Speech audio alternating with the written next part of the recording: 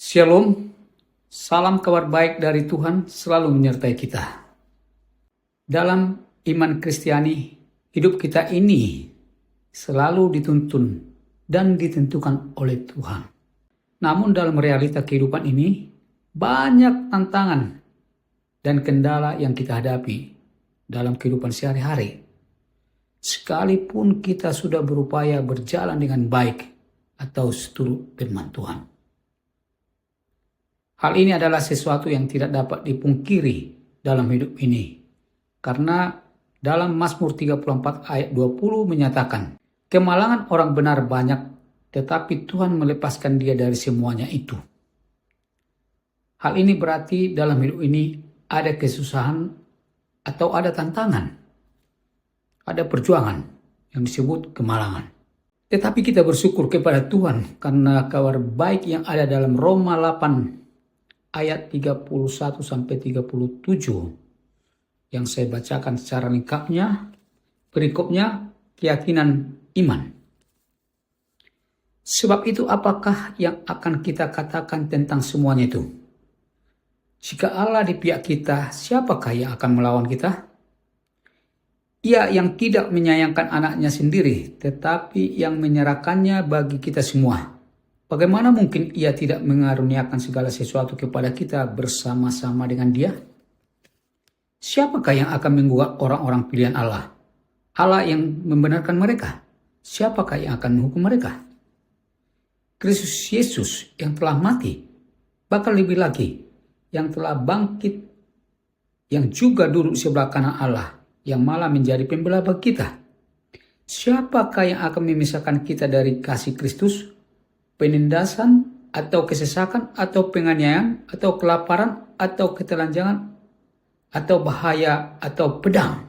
Seperti ada tertulis, oleh karena engkau kami ada dalam bahaya maut sepanjang hari. Kami telah dianggap sebagai domba-domba sembelihan. Tetapi dalam semuanya itu, kita lebih daripada orang-orang menang oleh Dia yang mengasihi kita. Luar biasa firman Tuhan yang menyatakan, jika Allah di pihak kita, siapakah yang melawan kita? Firman ini adalah hal yang sangat perlu kita imani. Bahkan di dalam keadaan apapun yang kita alami saat ini, pastikan dalam dirimu bahwa kita di pihak Allah, sehingga kita tidak usah takut, tidak usah bimbang, tidak usah khawatir. Namun kita harus berani menyatakan bahwa aku tidak takut lagi terhadap tuduhan atau ancaman, baik saat ini maupun yang akan datang, atau dari semua penguasa kegelapan.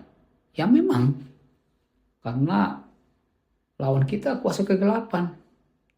Karena semua ciptaan Allah baik, kuasa di langit, yang paling tinggi maupun di bagian bumi yang paling rendah tidak dapat menghentikan kasih Allah kepada kita. Sebab kita sudah bersatu dengan penguasa kita, yaitu Yesus Kristus yang maha baik itu. Kalau Allah di pihak kita, siapa lawan kita? Oleh karena itu, saatnya kita selalu dekat, bahkan melekat kepada Tuhan. Dan mengimani bahwa kita lebih daripada pemenang.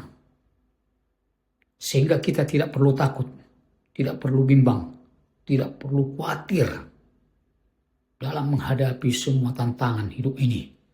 Namun selalu bisa mengucap syukur dan menyatakan terima kasih atas penyertamu. Niscaya kita akan bahagia, sukacita, dan mendapatkan damai sejahtera. Salam, sampai bertemu kembali dalam kabar baik. Tuhan Yesus menyertai dan memberkati kita.